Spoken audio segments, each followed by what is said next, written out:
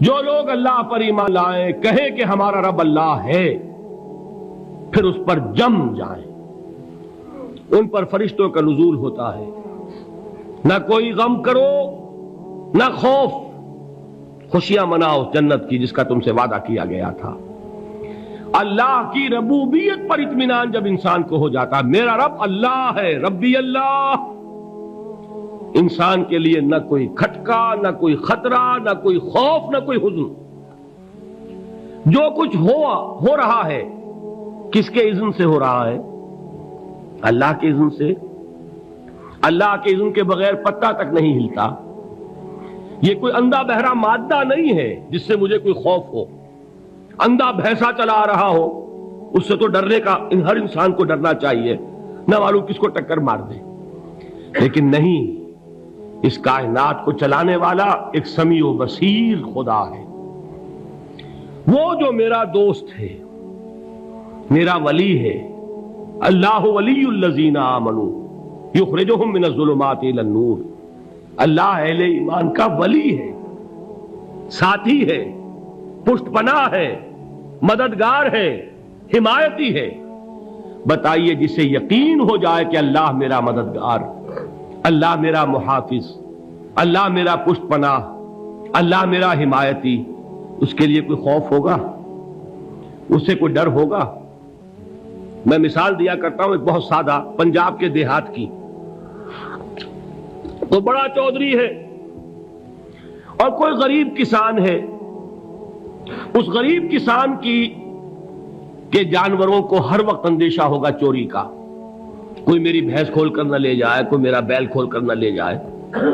لیکن جس کے بارے میں یہ سب کو معلوم ہو کہ وہ جو بڑا چودھری ہے وہ اس کا دوست ہے، اس کی بچیا کو کوئی خوف ہوگا؟ اس کی بھینس پر کوئی ہاتھ ڈالے گا؟ اسے کوئی اندیشہ ہوگا؟ نہیں۔ کیوں؟ کہ وہ بڑا چودھری، بڑا اس کا یہاں کا سردار، جاگیردار، سب کو معلوم ہے وہ میرا دوست ہے، کوئی میرے خلاف اقدام نہیں کر سکتا۔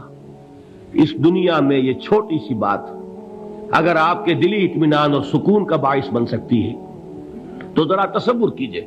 میں لفظ تصور استعمال کروں گا صرف اس لیے کہ اس کا ہم جس کو کہتے ہیں ادراک اور شعور کر نہیں سکتے، اگر کے ساتھ کر سکتے۔ اگر یقین ہو کہ اللہ میرا مددگار اور یقین ہو کہ اللہ ہر آن میرے ساتھ ہے، پھر کوئی خوف، کس کا خوف؟ کوئی شے اللہ سے بالا تر ہے؟ کوئی قوت اس سے زیادہ طاقتور ہے؟ کوئی اس کے ارادے کو بدلنے والا ہے؟ کوئی اس کی مشیت کے آڑے آنے والا ہے؟ یہی بات ہے جو حضور نے فرمائی، یہ ایمان کا حاصل ہے لب لباب، کہ دیکھو اچھی طرح اس بات کو ذہن نشین کر لو، اگر تمام انسان مل کر تمہیں کوئی نقصان پہنچانا چاہے نہیں پہنچا سکتے، مگر جو کچھ اللہ نے لکھ دیا ہو، اور تمام انسان مل کر تمہیں کوئی نفع پہنچانا چاہیں نہیں پہنچا سکتے، مگر وہ شے جو اللہ نے طے کر دی ہو۔ آپ پھر میں کہوں گا ذرا طاری کیجئے، اسے فرض کیجئے، اسے سوچئے، اگر اس حدیث پر ہمارا دل ٹھکا ہوا ہو تو کسی سے ڈر ہوگا؟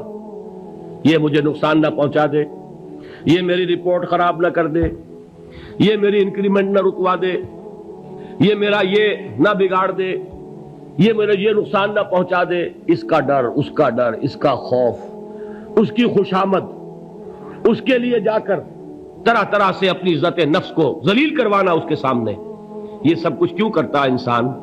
جب سمجھتا ہے کہ اس کے ہاتھ میں میرا کوئی نفع ہے، اس کے ہاتھ میں میرے لیے کوئی ضرر ہے، یہ مجھے کوئی گزن پہنچا سکتا ہے، یہ مجھے کوئی نقصان پہنچا سکتا ہے، یہ میرا کوئی کام بنا سکتا ہے، یہ میری کوئی ضرورت پوری کر سکتا ہے، اسی کا نام شرک ہے۔ جہاں آپ نے یہ سمجھا کہ غیر اللہ کے اندر کوئی طاقت موجود ہے، وہی شرک ہے۔ بتوں سے تجھ کو امیدیں، خدا سے نومیدی، مجھے بتا تو صحیح اور کافری کیا ہے؟ شرک تو یہ ہے۔ جس پر بھی تمہیں یہ خیال ہے، کلمہ ہے یہ کلمہ سوم، لا حول ولا قوت الا باللہ، ذرا اس پر دل کو کبھی اگر آپ تصور کریں، پھر فرض کریں، دل ٹھک جائے اس پر، کوئی طاقت نہیں۔ یہی بات تھی جو شیخ عبد القادر جیلانی رحمۃ اللہ علیہ نے اپنی وصیت میں اپنے بچے سے کہی.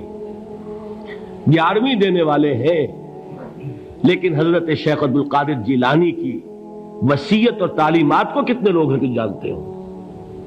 یہ جن مقامات تک پہنچے ہیں وہ کس چیز کی بدولت پہنچے؟ انہوں نے جو پیغام دیا وہ کیا تھا؟ اے میرے بچے، جس طریقے سے قرآن مجید میں حضرت لقمان کی نصیحتیں جو ہے نقل کر دی گئی ہیں، میں یہ عرض کروں گا بالفرض اگر قرآن حضرت عبد القادر جیلانی کے بعد نازل ہوا ہوتا تو شیخ عبد القادر کی یہ نصیحتیں بھی قرآن میں درج ہوتی. اتنی اونچی نصیحتیں ہیں. اے میرے بچے، اس حقیقت کو ذہن نشین کر لے، لا فاعل فی الحقیقت ولا مؤثر الا اللہ. اس کائنات میں نہ کوئی فاعل حقیقی ہے نہ مؤثر حقیقی ہے سوائے اللہ کے. کسی شے میں کوئی تاثیر نہیں اگر اللہ نہ چاہے.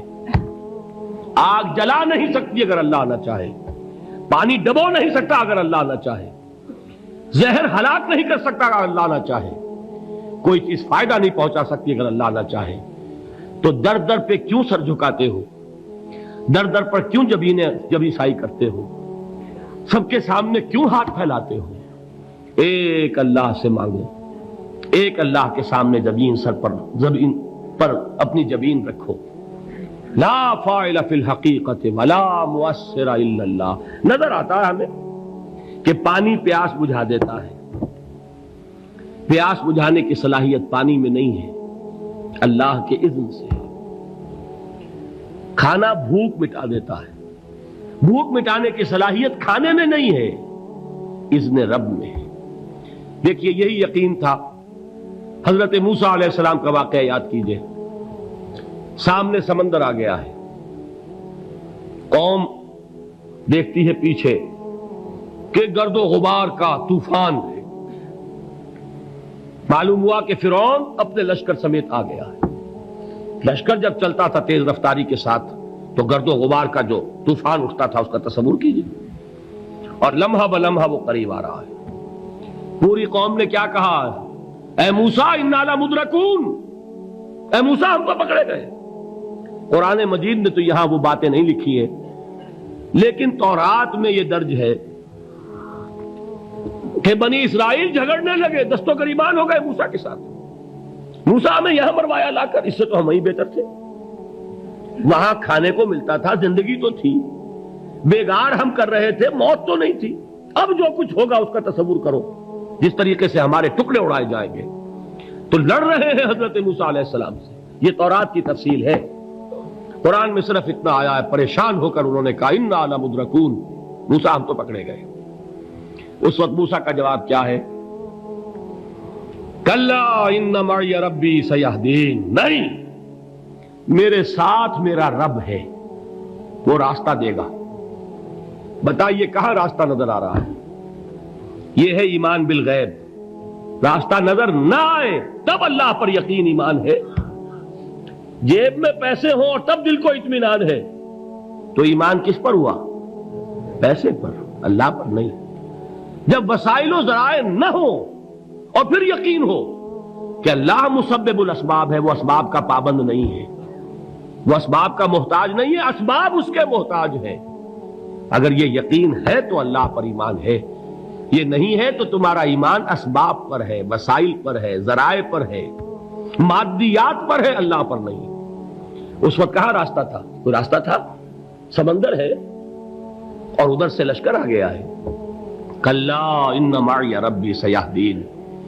اب دیکھیے ایمان کہہ دینا آسان ہے، ہوا معکم اینما کنتم، جہاں کہیں بھی تم ہوتے ہو اللہ تمہارے ساتھ ہوتا ہے. لیکن اس کا یقین قائم ہو جائے تو زمین و آسمان کا فرق واقع ہو جائے. یہی بات ہوئی حضور کے ساتھ. غار ہے، چھپے ہوئے ہیں محمد الرسول اللہ اور آپ کے وہ یار غار ابو بکر صدیق رضی اللہ تعالی عنہ. اقبال نے حضرت ابو بکر کی شان میں چند اشعار کہے صرف، لیکن واقعہ یہ ہے کہ بھاری بھاری نظموں پر اور قصیدوں پر بھاری ہے. طویل ترین نظمیں اور قصیدے ہوں ان پر بھاری ہے. ہمت ابو بکر کی ہمت جو ہے کشت ملت را چو ابر، جیسے بارش سے کھیتی اپجتی ہے، ابو بکر کی ہمت اور عزیمت اس امت کو اسی طرح سینچنے والی ہے۔ ثانیے اسلام و غار و بدر و قبر،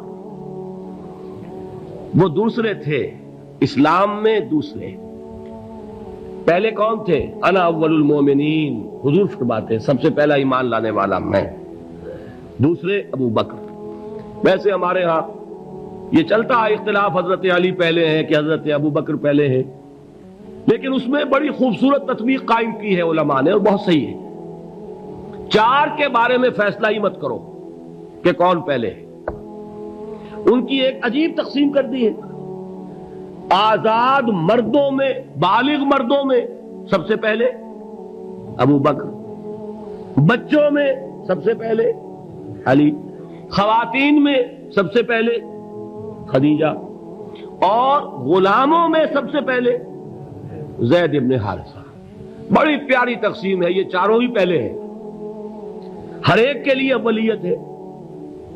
اور واقعہ یہ ہے کہ اگر زمانی اعتبار سے تعین ہوگا تو پہلے خدیجۃ الکبریٰ آئیں گی رضی اللہ تعالی عنہ، کسی اور سے بات کرنے کی نوبت بعد میں آ سکتی ہے، پہلے تو اہلیہ محترمہ سے بات ہوئی، آتے ہی پہلی وحی ہوئی ہے، ابھی تبلیغ کا حکم نہیں تھا، کس کو بتایا واقعہ؟ ابھی اپنی نبوت کی تبلیغ کا تو حکم ہی نہیں آیا، واقعہ کس کا ہے؟ وہ خدیجہ کا ہے۔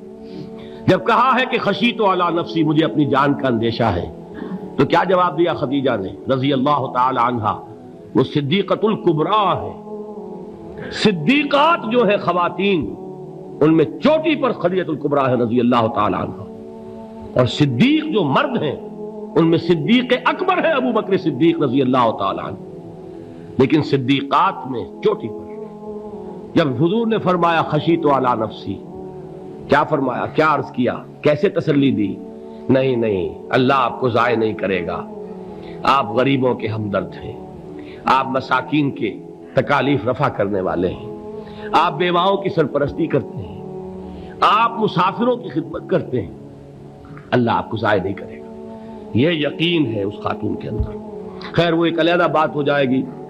میرے دل پر حضرت خدیجہ رضی اللہ تعالی عنہ کی شخصیت کا بڑا گہرا نقش ہے، جو وہ کوئی اور ہی وقت اور موقع ہوا تو بیان ہوگا۔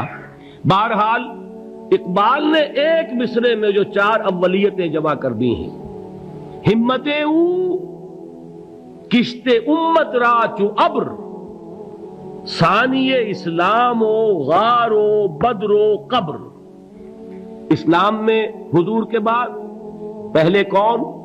ابو بکر۔ غار میں حضور کے ساتھ کون؟ ابو بکر۔ بدر کی رات اللہ کا رسول سر بسجود، وہ جھاڑ، وہ گھاس پھوس کی جو جھوپڑی بنائی گئی تھی، اور وہاں تلوار ننگی لے کر پہرا دینے والا کون؟ ابو بکر۔ اور اس حجرہ عائشہ میں محمد کے بعد سب سے پہلے دفن ہونے والا کون؟ ابو بکر رضی اللہ تعالی عنہ صلی اللہ علیہ وسلم۔ وہ جو معاملہ میں سنا رہا تھا غار ثور کا، حضرت ابو بکر بھی حضور کے خیال سے لرز گئے ہیں۔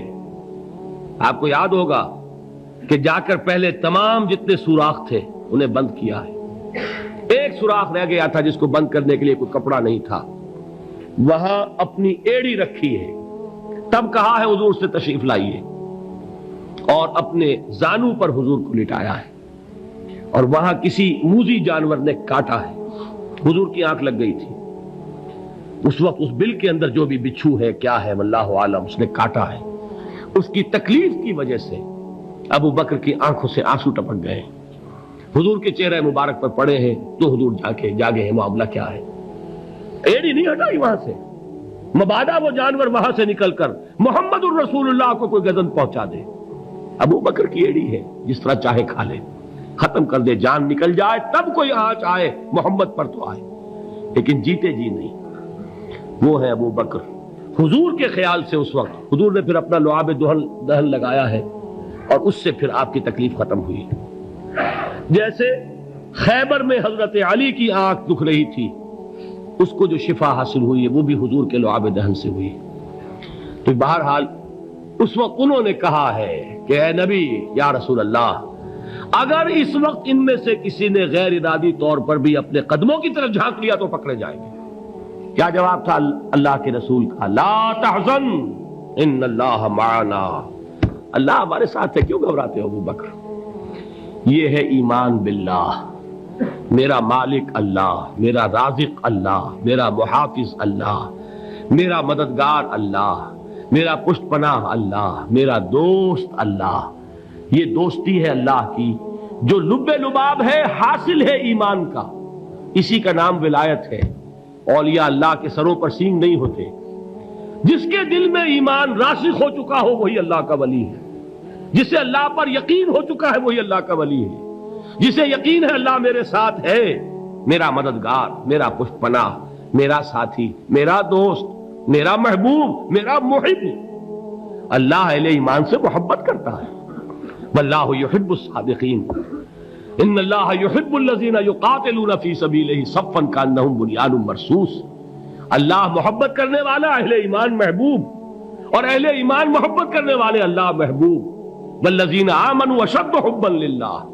آپ تصور کیجئے جسے یہ رشتہ ایمان یا رشتہ ولایت حاصل ہو جائے، الا ان اولیاء اللہ لا خوف علیہم ولا هم یحزنون، آگاہ ہو جاؤ، اللہ کے دوستوں کے لیے نہ کوئی خوف ہے نہ کوئی حزن ہے۔